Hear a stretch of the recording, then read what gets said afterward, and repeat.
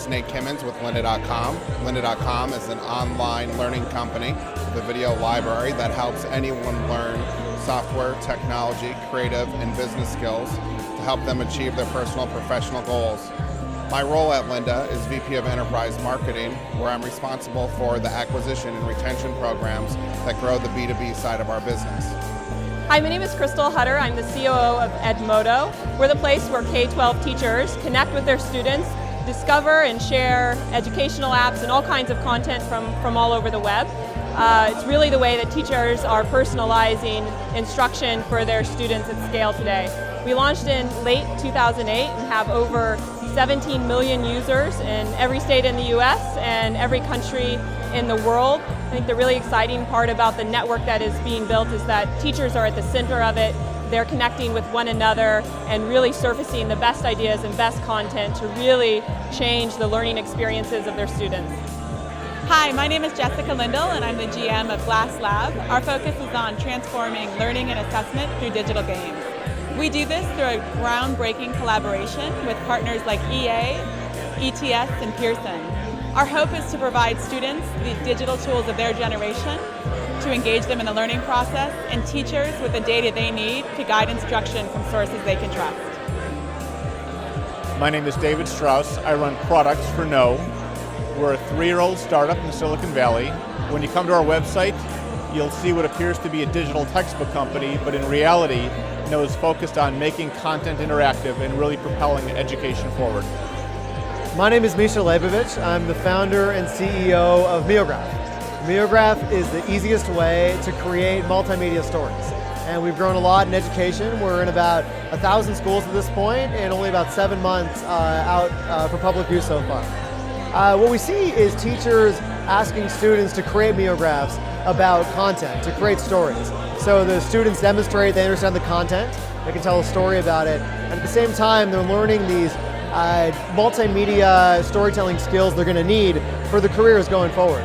My name is Barseghian. I'm the editor of MindShift, a website about education and technology and the future of learning.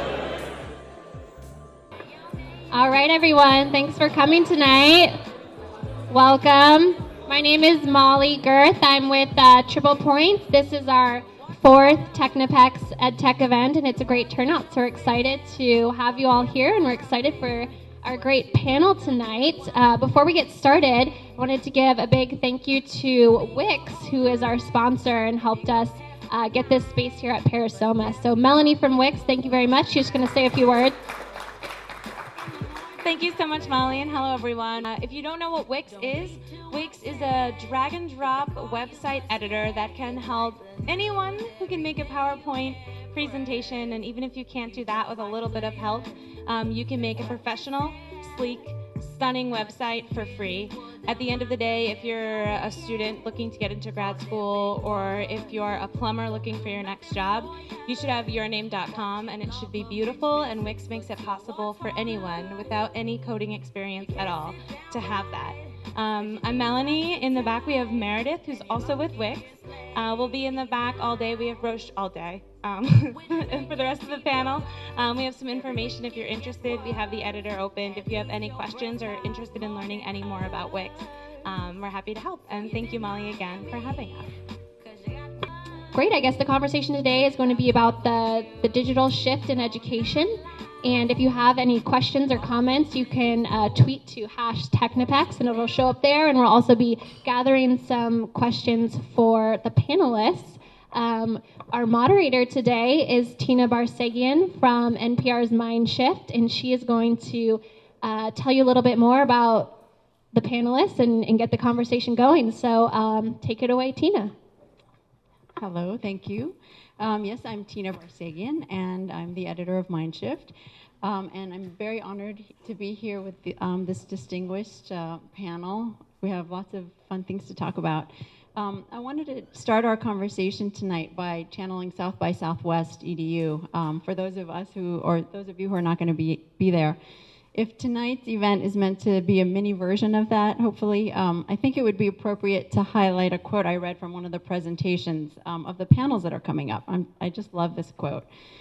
"The digital revolution is more than trading textbooks for tablets. It is an unprecedented inflection point in education, a critical opportunity to transform how schools, parents, and community-based organizations collaborate on education. It should spur us to rethink how we connect all the assets in a student's life to advance engagement in learning and academic success. This is a panel on blended learning. And I love this passage because it really points out the important aspects of what we can use technology for. And this idea that this amorphous idea of technology and its impact on education. I think it's important to note that technology is not one character. It's not a villain and it's not a savior. And it's ubiquitous. It's everywhere. It's in our lives, and especially for educators and for parents and students, it's really the way forward. When I first launched MindShift a couple years ago, I posted an article that was a parody, and it was called "Why We Should Ban Pens and Pencils from the Classroom." And obviously, it was a parody, and I think people understood it that way. Some of the reasons were pens and pencils are distracting. They can be dangerous if they're used as weapons. Pens can be used to cheat. And so I think that sometimes, from both educators and students and parents, technology can take on this, identity as like, a tool to, do harm with. But, as we understand, the potential is so much more. So we're beyond that now. And my interest tonight here, as the editor of MindShift, is to represent educators and students' voices, which I think is lacking in a lot of conversations. I'm very interested in the technology behind a lot of these machinations as well, but I think that it's important for us to step back and look at how they can help enhance educators and students' lives. So with that, addressing your end users, I should say, I would love for you guys to introduce yourselves and basically say an elevator pitch about your company and what it does. You want me to kick it off?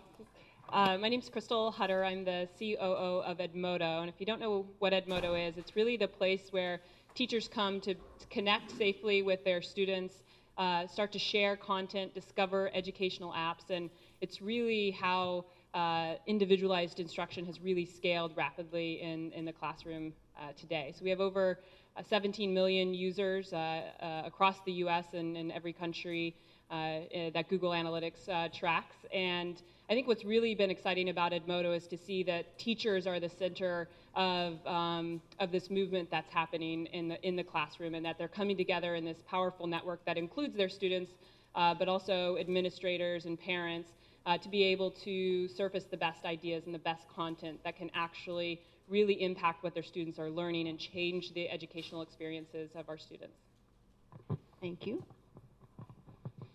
Evening, my name is David Strauss. I run products for a company called Kno. Just quick show of hands, anyone heard of the company? Okay, good.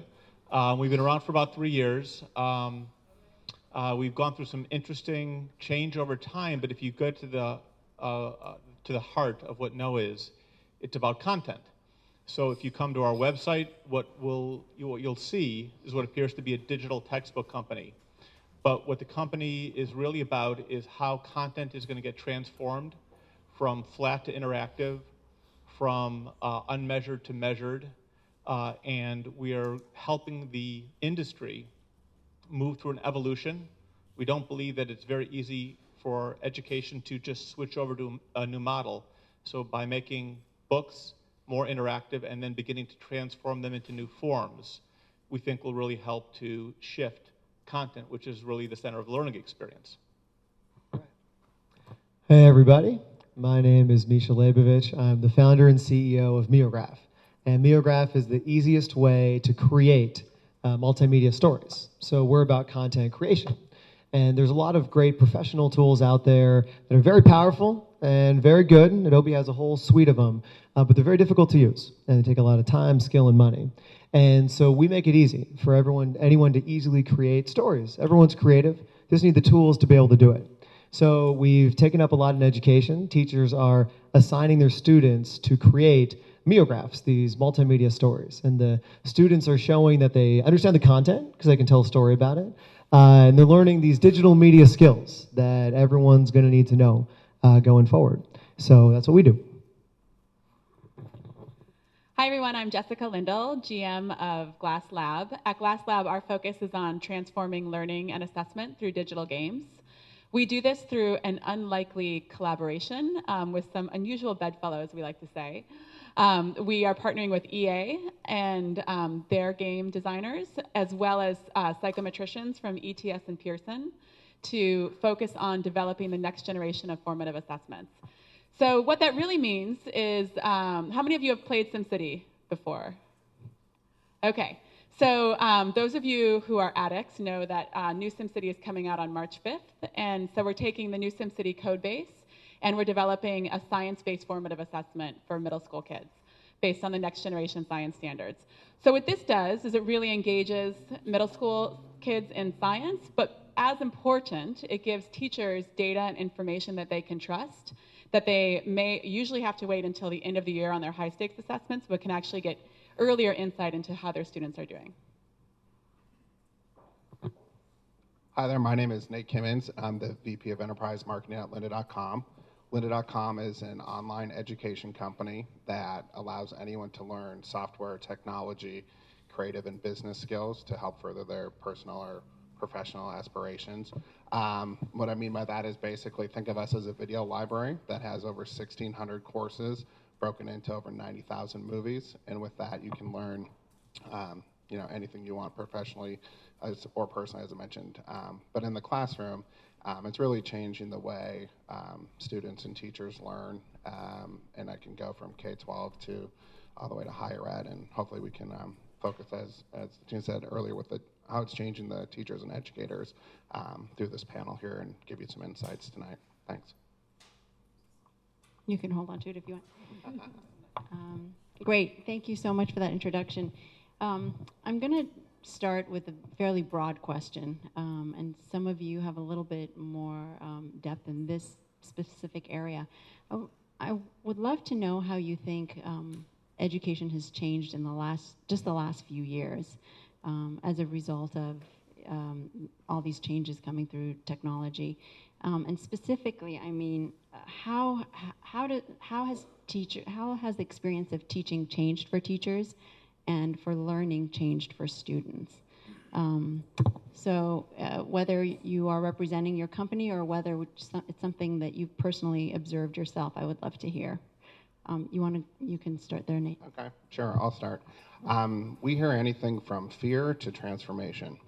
So if you look at the classroom and how it's changed and become a more digital place, it's anything from basic digital literacy and what does that mean, to just some amazing projects that we see students and teachers developing. But I think, it's still in its transformation, and I think we're learning every day what that means, and it varies by region, it varies by city and school. So I think it's just we're right in the middle of it. Yeah, I think that's a good point, actually, just to point out we are right in the middle of it right now in the storm, and it's hard to see in the future, but yeah, just perspective of what you've seen has changed, in the last couple of years even. Yeah, I would just add that it's not just the technology transformation, but the economic transformation that schools are under, and as a result of the reduction in resources, teachers who may not have been adopters of technology are seeing that more is being asked of them with less resources, and therefore they have to think about things differently. Okay, great. Misha? One thing that I hear from teachers is that there's a lot more technology in the classroom, and it's very useful, but there's a lot out there, and it's hard to sort through. And so it makes us more, as EdTech companies, it puts it more incumbent on us to sort of, what value do we add? How can we differentiate ourselves from every other app out there and make it easy for the teachers to not be overwhelmed with so many disparate choices? So you see a lot of new products coming on over the course of the last couple of years, yeah. So I agree with Nate that there's a huge variety of uses of technology, some deeper, some not.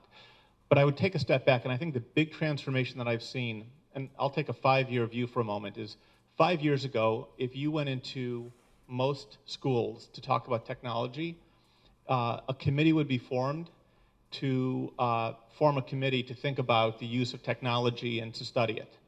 And there's been a huge transformation. And what we're seeing now are schools, what I call bushwhacking. They'll go out, they'll get some iPads, and when you talk to them, they're not quite sure what they're going to do with them, okay? But they're trying stuff, and the teachers are learning, and the students are learning, and they're exploring, and where they start and where they end up even 3 months after they've started is usually different than they expected.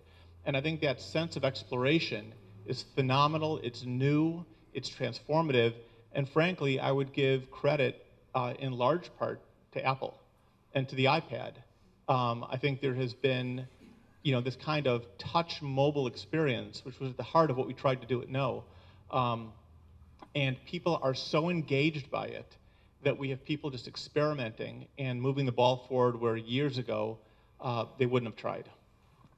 So you're also saying that there is not a fear of the unknown now, just because maybe Apple has. No. There is a fear of the unknown? Absolutely. Yeah. But there's less. Okay. Right? And there's more people experimenting, and that's phenomenal for the industry.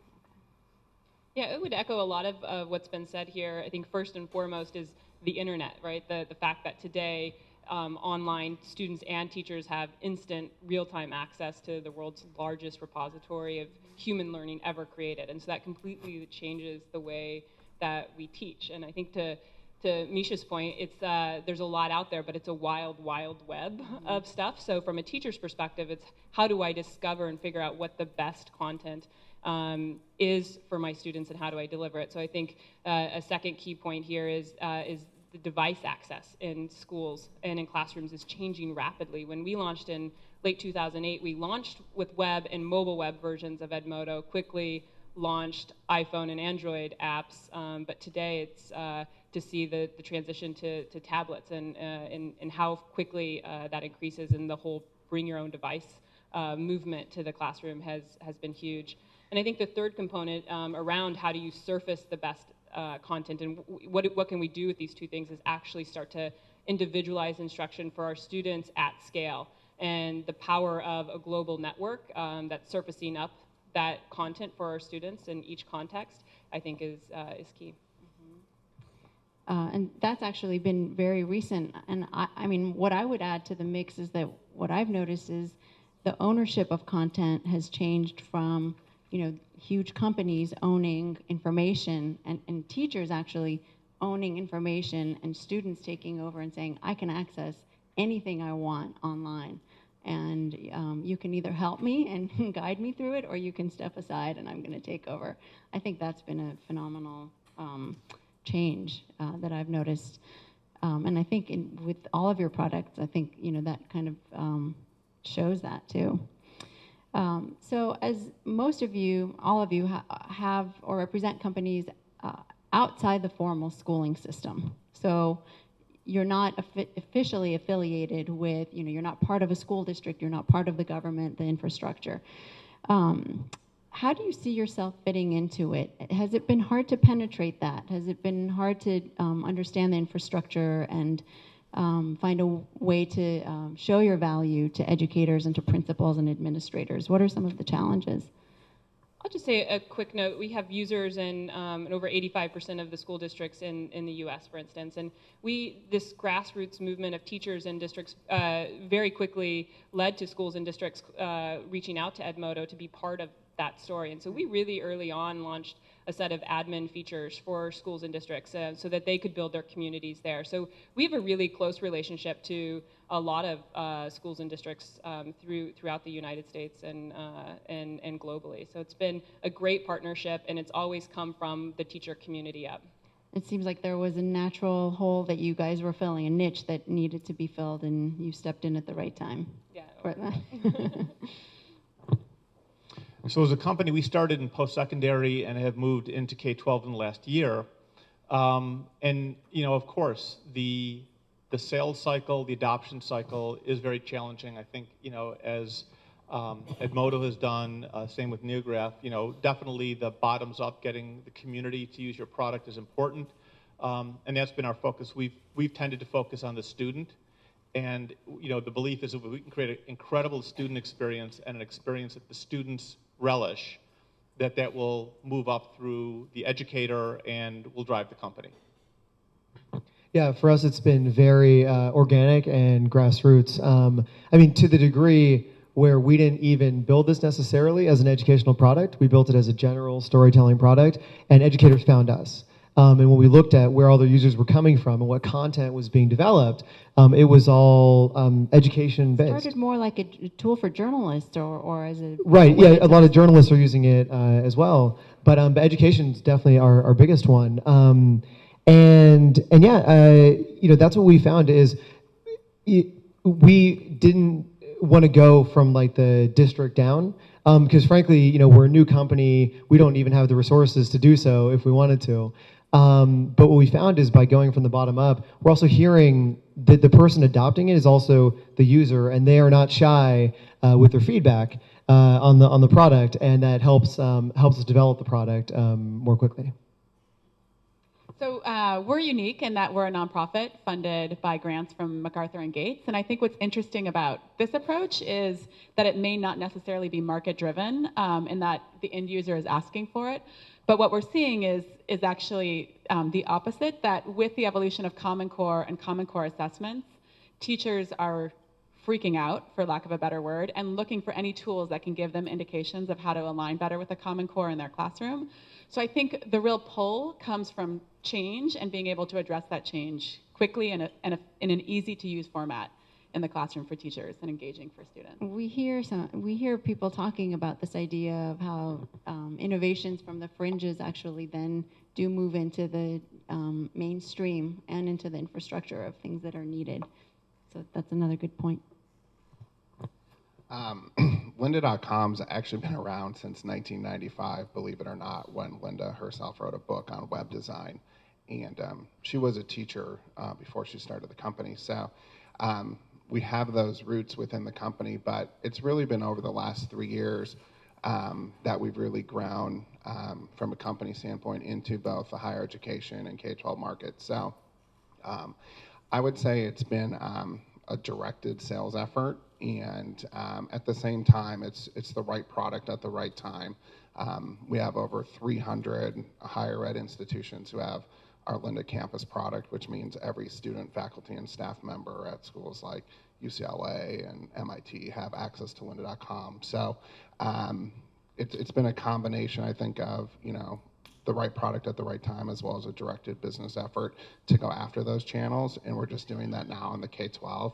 And I think running into some interesting learnings every day in terms of what that's going to mean for us to expand our footprint there. Can you expand on that? Because actually that was my question for you, is are you going to get into K-12? It seems like a natural fit. Yeah, so we are going to get into K-12. Right now we have only 800 school districts using the product. Did you say 800? 800. Okay. And there's about 120,000 school districts or schools, depending on the facts. But so it is definitely a concerted effort for us right now, and we're dealing with sales channel possibilities aside. Think of bandwidth issues, bring your own device. What's the teacher's role in the flipped classroom with our type of content? But that said, we believe we have the right content for that audience. So we're changing every day to make the right product for K-12. And what does the pricing model look like for that? 'Cause right now, can you tell us what it is for consumers and how it's different for teachers? Sure. So Lynda.com is an subscription-based service. On the individual side, we have both monthly and annual subscriptions, either $25 per month or $35 per month, based on access to all the videos. But the difference between the two models is whether you get exercise files or not, which is important to some learners and not others. I'm sorry, what kind of files? Exercise files. So basically, all of the, if you're taking a Photoshop class, you can take basically files down that the author is using in practice on your own time. So think of it like that. In our enterprise side of the business, basically we started by just bundling individual subscriptions and giving a pricing discount. But right now for K-12, well, I'll go higher ed. For higher ed, we have an FTE model. So we price our product by the FTE of the school. And in K-12, we do it more on a district-wide pricing model based on the number of high schools, middle schools, and elementary schools that a district may have. So that's how we price on an enterprise level. I don't think it's a secret. I'll find out shortly. Don't tweet it yet. Great. I just wanted to, just shifting a little bit. We talked about this a little bit in our conversation last week. What I hear most from teachers is what they'd like to do is to allow students to create their own learning paths, right? So that learning is relevant for them, so they're invested in what they're learning about, and they achieve more. We know this, it's in all the data. Have you worked with teachers to figure out what that secret sauce is with your product, with your service, and helping them give their students control over their own learning? And I know that seems abstract, but I'm wondering if you have worked with teachers, what their feedback is to you, if you've talked to students and what you've learned from them, and if you've changed your product because of what you've learned from them. You talked a lot. Why don't you pass it? We'll get back to you, I promise. So I can just comment on this from the research that we've done with the students, that you're really seeing them much more engaged in the learning process when they have choice, which seems very obvious. But in fact, when you actually add the teacher allowing for the choice on top of it, that you're seeing even deeper engagement and empowerment from the student in their learning ability.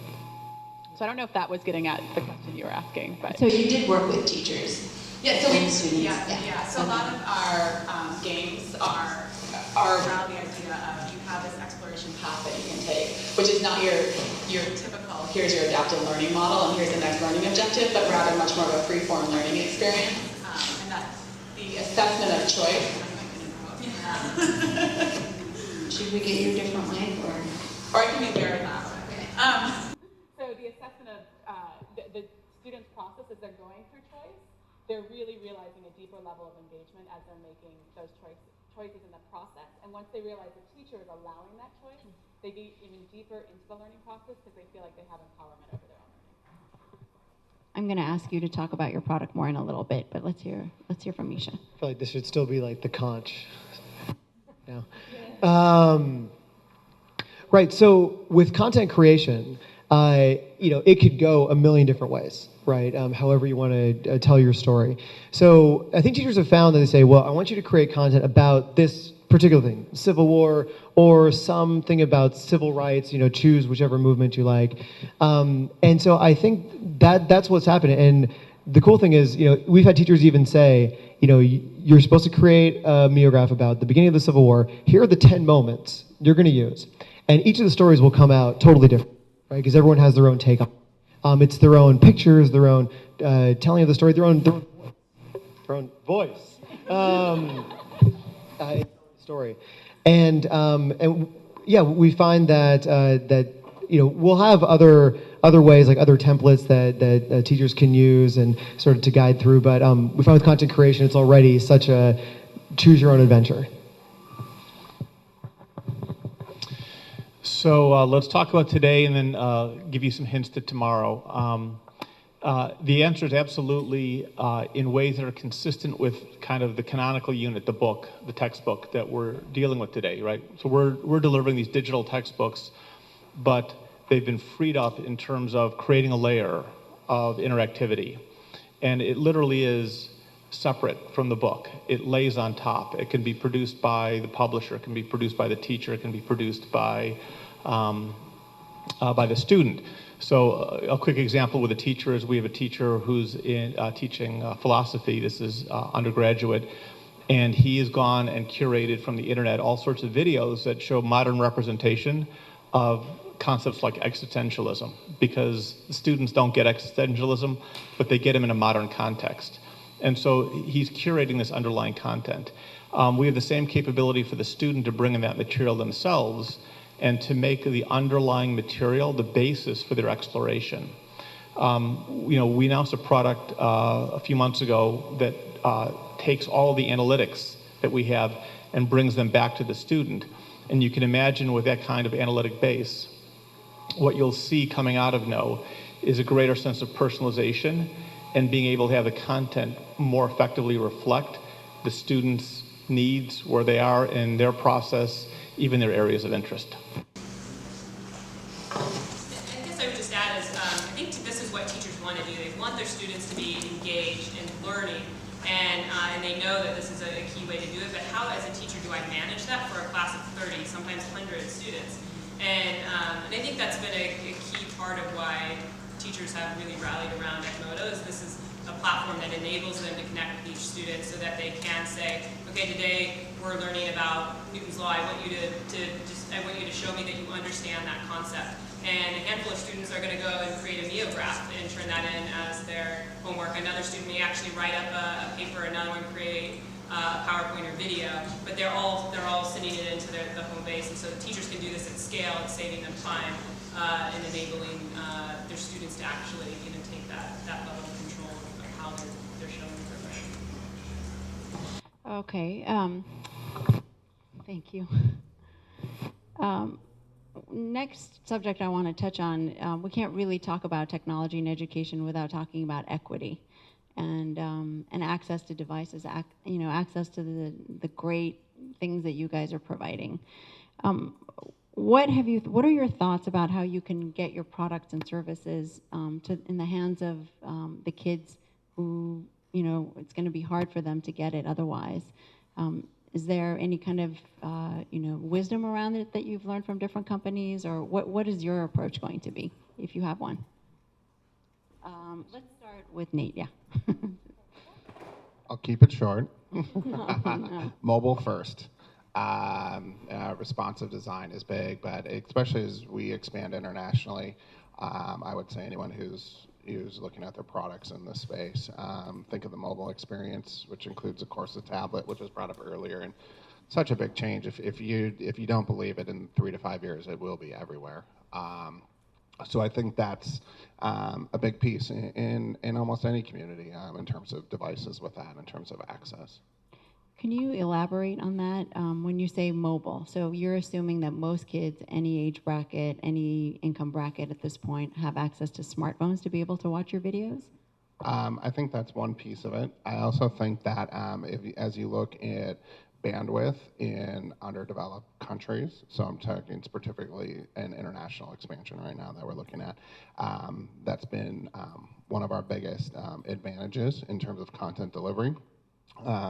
And then I guess just access-wise here in the U.S., it's helping your clients or potential students, members, understand some of the programs that are out there, and even going into grant writing sessions, those types of things with them to better make access to our product available. Yeah, I would just add 2 elements to this. One is the BYOD and just being able to support bring your own device. Do you want to define that for the crowd? Sure. So bring your own device, which is kind of self-explanatory, but being able to have schools and districts support that type of an approach in their policies, as opposed to asking kids to leave their device at the door. Which is what's still happening, I would say, in a lot of schools, is you have to shut down your cell phone when you come in, and that right there creates a barrier. But a lot of school districts and schools individually are trying to address this and change their policies. Yeah, and then the second thing I would add is 2014 Common Core assessments have to be computer-based and connected to the internet. So I think because of that, you're going to see a big influx in technology penetration that wasn't there before, because it's now required by law. Does everybody know about the Common Core assessments here in the audience? I guess I'll just take a quick stab at it. So starting next year, there are a whole new set of standards coming to 48, I think, out of 50 states that have adopted these, which means there's going to be just an agreed set of rules and standards for students, and a lot of that actually is driven by technology. So there's going to be this very base level of understanding of technology and use of technology, and as it relates to what they're learning in class. I'll actually just add that the key driver of this is not just the standards themselves, but to take your assessments every year, you have to take it on a computer that's connected to the internet, and those minimum requirements just came out, and they're pretty robust. So schools have to actually provide that computer to the kids to take their assessments. Thanks. Yeah, I mean, to be honest, like our product doesn't work unless you can be connected to the internet and you can use it. What we try and do is we try and make it accessible on as many different platforms as we can, OSs, browsers, working on our mobile apps, and just make it so that however someone is able to access it, whether it's from a brand new shiny iPad or an old beat up desktop, that they'll still be able to use the product. So I would touch on three things. First, I agree with Nate. Mobile is critical. Small, lower cost devices are going to be a critical piece of this worldwide. We're seeing this happening already. The second thing that I would say is the only way that we're going to scale education is through technology. And there's nothing more poignant than what we're seeing overseas in international projects, in which the government is paying for one-to-one programs, and we're seeing that in China, Turkey, a number of countries. And so that technology is going to be put in the hands of kids because they know it's the only way that they can scale education into their environments. And the third thing that I think is critical is part of this is also corporate culture. So, Kno recently contributed back part of what we did for our Spring Rush. Basically everyone who bought a book was able to donate to Donors Choose, and I think we affected, I don't know what the number was, it was 100,000, 200,000 students. So I think as a part of that educational community, we all have an obligation to affect that part of the community that can't necessarily afford the right equipment or get to the content at cost. Yeah, I think that the panel has really covered this one really well. I think from our perspective, it's always been designing to the lowest common technology denominator in schools, in classrooms and at homes. And I think it's shown on Edmodo, our demographics of users in the US completely mirrors the demographics of our US K-12 system. So it's really been adopted in all types of environments, low income, high income, rural, urban, project-based learning, traditional learning environments. Okay, great. Do I have time for a couple more questions? Okay, great. I just wanted to check in. So I'm just going to ask some individual questions from you guys, and I'd love for you to, this way we learn a little bit more about your product. I'll start with Jessica, actually. So there's been a lot of hype around games and learning, and there's not just hype. I mean, a lot of it is actually valid. There's a lot of excitement around it, too. And, most of the products out there are practice exercises, really, practicing multiplications in a game setting or sentence structure or vocabulary, a lot of which can really be done with pen and paper, and it just happens to be on computer.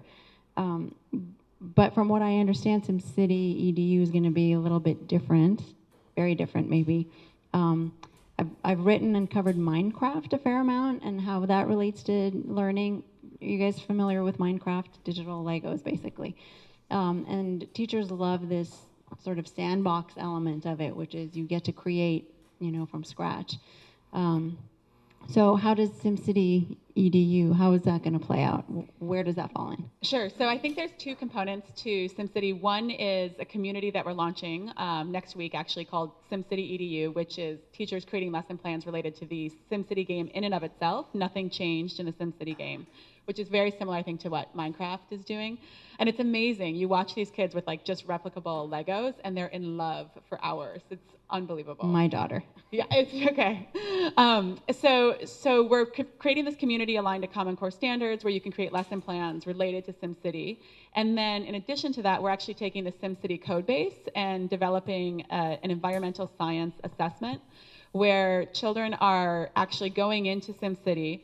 They're seeing that their citizens are very unhappy because they don't have power, so they have to do a lot of evidence research to determine what type of power they need. They could install a coal-based power plant. The kids start suffering from asthma, move out of the city. They have to actually assess and understand why that's the case. So there's a whole bunch of coverage in ELA and math and science standards that you wouldn't normally get in a traditional kind of multiple choice setting. So it's really using the power of simulation, hence SimCity, and games engagement to provide the teachers these robust assessments that they can trust. And just one other component on this that I think is important is that most formative assessment in the market today doesn't go through this robust validation process. And so hence ETS and Pearson and actually SRI working with us to validate these formative assessments so the teachers feel like they can trust it and don't need to replicate this type of work on their own. Okay, thank you. Actually, David, my next question is for you. There's so many things to explore within Kno. I mean, we can write a book about it at this point. You've gone through so many things. But I want to focus on just the latest announcement I heard, which is the self-authoring tool, self-publishing tool. And I guess my question is, who is your end user there? Are you thinking of the teacher as the end user? And if that's the case, well, why don't we answer that question first? So the end user is the author, the publisher, the teacher, the student, the district, everyone in between. So, I kind of hinted at this before. The idea is that you have some content, right? It could be a website, it could be a book, it could be a reading from a book, a learning object, whatever. Everyone in that process has thoughts, and they want to add something to it, a place to reflect. I mentioned this teacher who was using YouTube videos of kind of real life situations to deal with philosophy. And so the idea is anyone in that process can add a video, a website, a sound file, simulation, 3D, writings, whatever, and they can share that downstream. So a teacher can curate the core content, reflect it the way they want, hand it to the students, but at the same time, the publisher, the original author, can change the core content in real time. So if you have content on economics and then the fiscal cliff happens, you don't have to wait 3 years to have a new edition. You can actually layer in this content, see it on your site, and then immediately push it out in real time to 50,000 students who are using that content. And so we kind of view everyone as curators, and the core material as the bedrock. It's that focused place of conversation on which all the stuff can be added. So really giving control to the people who are going to be using and absorbing and owning that information. Yep. That's great. Okay.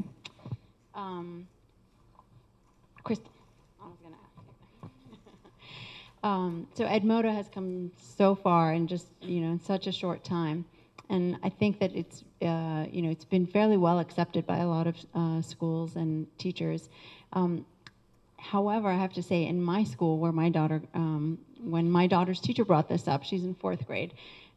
She was so excited about bringing this tool to the classroom, and to a room full of parents, she announced that we're going to be using Edmodo this year, and how she's so excited about being able to communicate with them and with students online, and to deliver their homework online and get them acclimated to social media-esque, because, ish, I should say.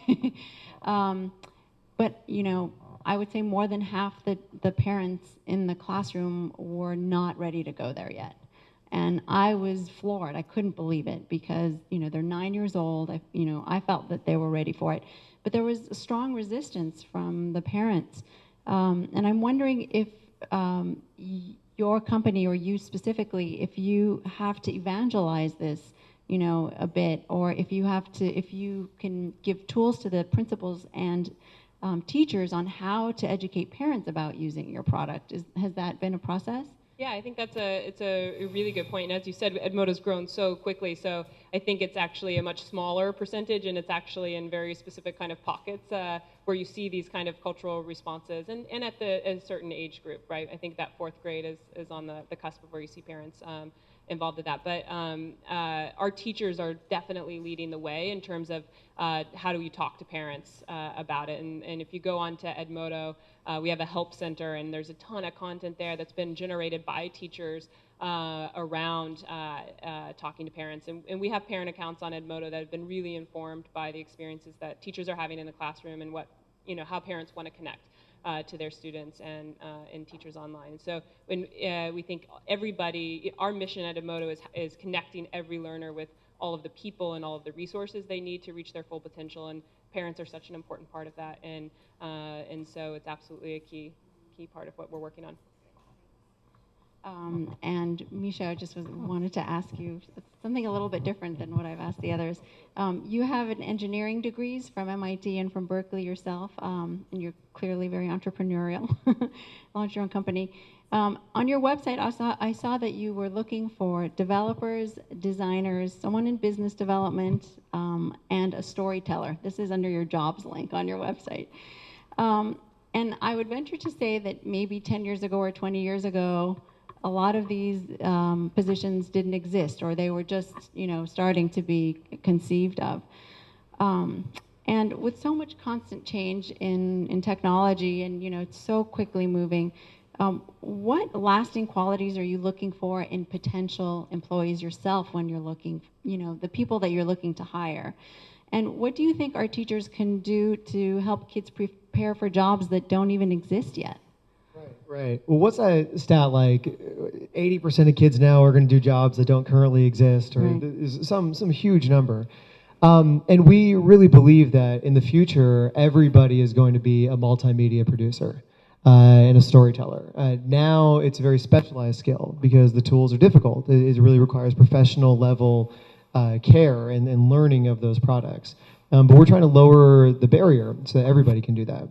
In terms of, in our company, we want everyone to be a storyteller, even if they're doing coding or business development. In fact, when someone inquires, first thing I go and look at is, do they have a Meograph account? What kind of stuff have they created? Do they know the product? Do they like the product? Are they into the idea of democratizing storytelling? So, and that's one of the things that with why teachers are liking the product is because students, they're learning the very basics of the multimedia skills. A start and stop time to a video, how to record your voice, how to pan and zoom on an image. And these are all things that are going to be just everyone's going to need to know going forward. So we look for that in our people now. Nate, I asked you to, earlier I had asked you about your company, so I think we need to open up the questions to the audience right now. Okay. Yes, go ahead, since you raised your hand first. I'm going to give you the ability to talk because the first question is to you. We're talking a lot about higher ed and K-12 tonight, but the whole e-learning industry, you've got corporate education, you've got associations, you've got healthcare learning, huge developments going on in healthcare learning. Do you care that most of the attention that is foisted from the sections of the media, especially around Edtech, gets talked about K-12 and higher ed when that they don't cover you, and companies like yourselves that did $100 million in revenues last year can kind of float under the system? Do you care about it? And then my question also on from the media side is in terms of what defines what you write in this area, is it because the K-12 and higher ed, they have the most sexy, interesting things happening in the space, or is it because he who gets funded gets written about because there's more funding going into the higher ed or K-12? Because there seems to be a lot of interesting things going out outside of those two areas, and they're not really talked about too much.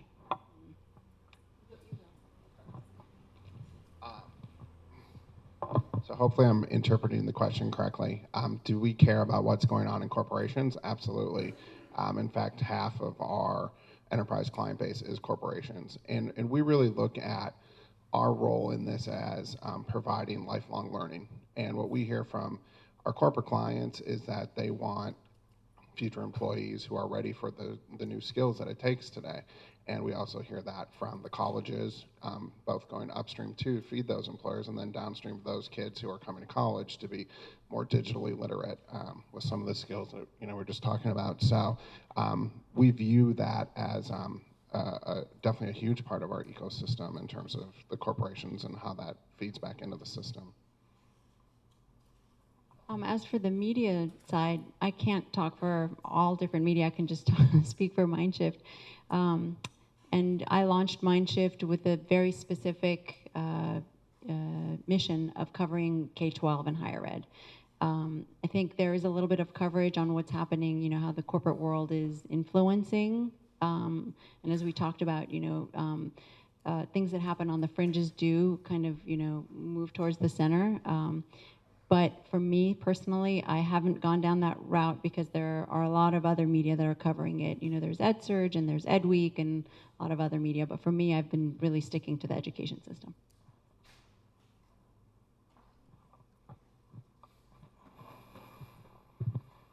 So for more than 30 years, we've had educational technology that promised or carried with it the promise of disrupting the traditional K-12 model. Ever since the first TRS Sadie came into the classroom. From my observation, education's had a way of absorbing those potentially disruptive innovations as sustaining innovations. And we have yet to see anything truly disrupt the factory-based model, the cohort-based model. I'm wondering from you guys if we see something on the horizon that could change that for the first time. Does anybody want to tackle that? So there are a couple things. One is I think mobile and touch is changing education. I think it's creating an interaction model that you have with a physical book. There's a relationship people have with a book. I think that's the reason some people have a hard time giving up the book.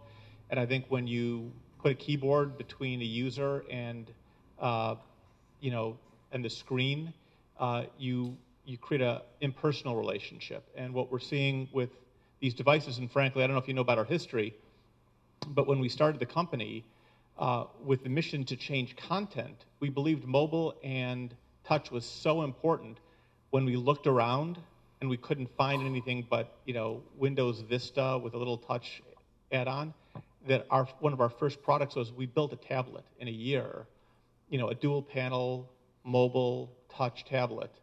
And we were thrilled when Apple came out with the iPad because it meant we didn't have to do that. We did it because we had to. We thought it was critical. So I think just the interaction model is changing everything. And then the second thing that I think is going to change education, we can't stop it, is both the macro and micro realities of education. Most countries can't scale. I mean, the student population is growing at a rate greater than our post-secondary institutions. Right? So online education is coming into play. MOOCs are coming into play. You go to China, there's a high percentage of students who don't even go to school, K-12 students, because the infrastructure can't scale. Technology is the enabler of that scale. And at a micro level, you go into a classroom and the teacher is teaching to the middle because one teacher can't teach 30 kids individually, okay? But technology can be the facilitator. I think there's an overused term, the flipped model, which I think some people have maybe misused as have kids watch lectures, right? That's not the flipped model. The flipped model is have kids take responsibility for content acquisition while teachers take responsibility for facilitation. And you're not going to do that unless you have 30 teachers and 30 students or technology comes to play. So I think everything in the micro and macro views of education are going to make this happen. I don't think there's any way to stop it. I mean, I would add that the factory model in public school setting is still very much what's happening. And I don't know if that system can ever be deconstructed fully. I think it will take a true revolution, which I haven't really seen happening in a way that would impact most of the schools in the U.S. That said, There are lots of pockets of innovation. There are lots of schools that are trying new things. And, you know, there's a grassroots revolution, but it's very slow to percolate up. And I don't know what it will take to hit the public school infrastructure. I will agree it will not happen as a revolution, but I think it's happening as an evolution, and you see it inside of schools today. And I think if you look at education in 10 years, you won't recognize it.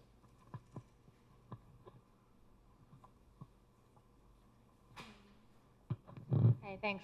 My name is Arti Shahani, and I actually work with Tina. I'm a reporter at KQED doing business features for there as well as NPR. Not familiar at all with Edtech stuff. And so a little bit curious, you know, Tina was talking about this being more of a grassroots movement, and you guys sort of making interventions, getting headway along the way here and there. And I am curious about scale.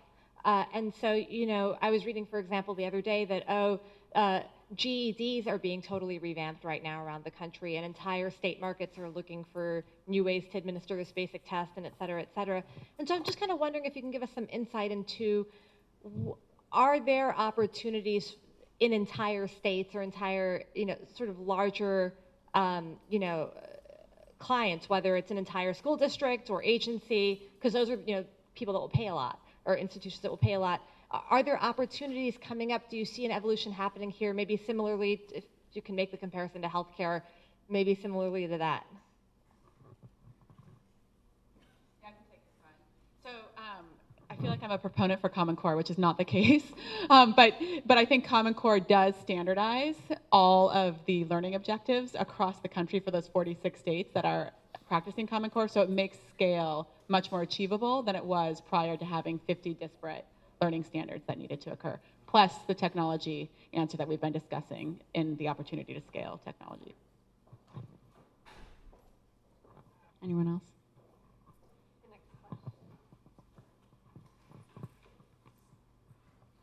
Thank you. It was just touched on a moment ago through the conversation. One piece about parents kind of backlash or not being ready to, I guess, to accept technology into the classroom, while at the same time you have kids who are kind of innately just grabbing iPads or whatever the technology is and being able to use them, and this is an evolutionary process. So as a company, do you focus on also educating the parent and getting their buy-in, or is it more of a waiting for this evolution to happen and have people from technology-rich areas or people from a certain age group moving into the parent role who have grown up themselves surrounded by technology? I would say that it's not something we've seen at all widespread. I mean, in fact, we've seen, you know, parents, one of our major advocates, are the ones when you ask teachers, how did you find out about Edmodo? And, you know, half the time it's from parents or from their students. And so I would actually say broadly, parents are a really key part of the ecosystem, and at the end of the day, have the shared goal of wanting to make sure that their students are engaged in learning, but certainly making sure that they're part of the community and network and information flow is key.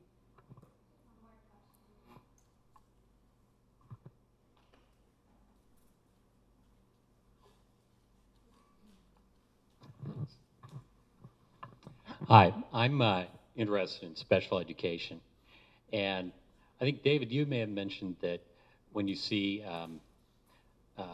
teachers adopt technology, they're kind of bushwhackers.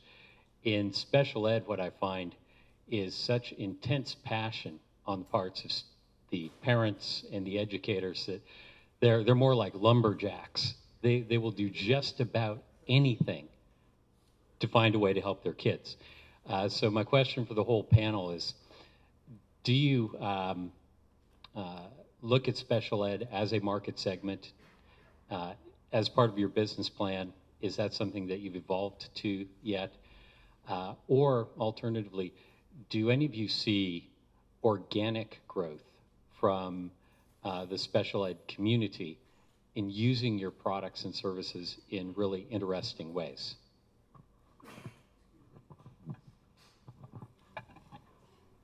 I'd say on Edmodo, teachers come together and connect with one another who have shared interests or whom they know because they're in the same school. And the special ed community is one of the most vibrant on Edmodo, and they're constantly sharing ideas and surfacing up great content, and they're leveraging the same content that's being used in the classroom and just talking about how they're delivering it to their students in different ways, or how they're discovering ways to engage their students. And our apps platform has been a great way for connecting that community to people who can develop the content and tools for them right now. And so there's a whole portion. We have over 500 apps in the store that teachers can access, and a lot of those apps identify themselves as apps that can be used in these environments. So one of the things, special ed was really kind of viewed it with a special term because it was at the fringe of a community when you come to teaching in the middle, right? Teaching in the middle is for a very particular persona of child. And I think even the most advanced kid in the class has a form of special education need. They're moving at a rate faster than the average. They're kids along an entire continuum.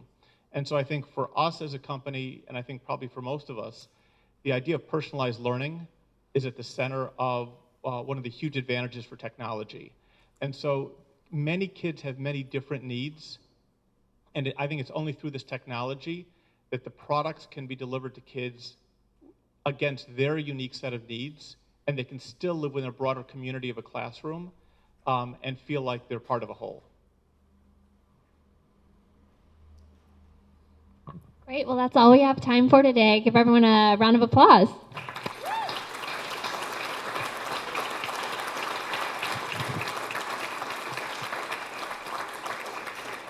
Great, thank you so much. That was really insightful, and we'll have the space for another 20-25 minutes, so help yourself to another drink or snack, and we'll see you next time. Thanks, everyone.